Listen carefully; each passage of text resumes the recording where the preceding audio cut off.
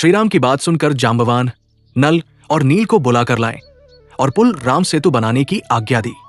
नल और नील ने सभी वानरों को बुलाया और कहा कि दौड़ कर जाओ और बड़े बड़े पहाड़ों और पेड़ों को उखाड़ लाओ। ये सुनकर सभी वानर दौड़े दौड़े गए और श्रीराम की जय जयकार करके बड़े बड़े पहाड़ और पेड़ उखाड़ कर ले आए। नल नील ने उन पहाड़ों और वृक्षों से बहुत सुंदर पुल तैयार किया। श्रीराम ने कहा, यहाँ की भूमि बहुत पवित्र और सुंदर है, मैं यहाँ शिवलिंग की स्थापना करूंगा। श्रीराम ने ऋषि मुनियों को बुलाकर वहां शिवलिंग रामेश्वरम की स्थापना करके उसका पूजन किया। श्रीराम ने कहा, मुझे शिवजी के समान कोई प्रिय नहीं। जो शिवजी से प्रेम करता है, उनकी आराधना करता है, वो भक्त मुझे आसानी से प्राप्त कर सकता है। जो मनुष्य इस शिवलिंग पर गंगाजल चढ़ाएगा, उसे मैं अपने रूप में मिला लूंगा। नल नील ने पत्थरों का बहुत मजबूत सेतु बनाया। वानरों की बलशाली सेना उस पुल से लंका की ओर चली। लंका पहुंचकर श्रीराम ने समुद्र के किनारे डेरा डाला। प्रभु ने अंगद को रावण को समझाने भेजा। जब रावण ने अंगद का मजाक उड़ाया तो अंगद ने अपना एक पैर जमा दिया, जिसे कोई भी राक्षस उठा नहीं पाया। तब रावण की पत्नी मंदोदरी ने रावण को समझाने का प्रयास किया कि एक वानर आकर हमारे पुत्र अक्षय कुमार को मारकर लंका जलाकर चला गया। दूसरे वानर के एक पैर को हमारे इतने बलशाली राक्षस हिला भी नहीं पाए।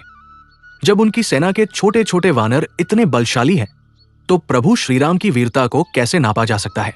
जिनके भाई ने सीता के सामने एक छोटी सी रेखा खींच दी, आपसे उसे ही पार नहीं किया गया। उन्हें आप युद्ध में कैसे हरा पाएंगे?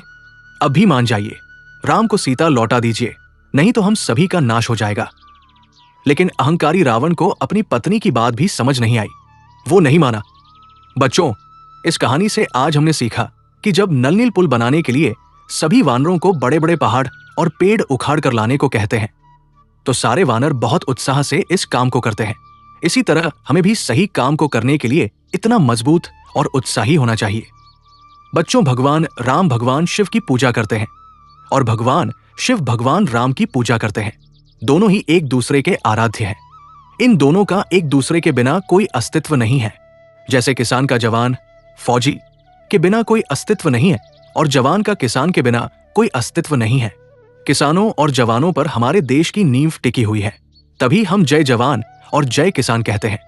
बच्चों, जैसे माता मंदोदरी ने कभी रावण का साथ नहीं दिया और हमेशा उसे सही रास्ता की ओर ले जाने की ही कोशिश करती रही, इसी तरह हमें भी अधर्मी व्यक्ति का कभी साथ नहीं देना चाहिए।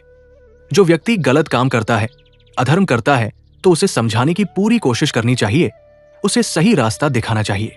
अगर फिर भी वो नहीं मानता है, तो उसका पूरी मजबूती के साथ विरोध करना चाहिए और उसका कभी साथ नहीं देना चाहिए, चाहे वो अपना कोई प्रियजन ही क्यों न हो।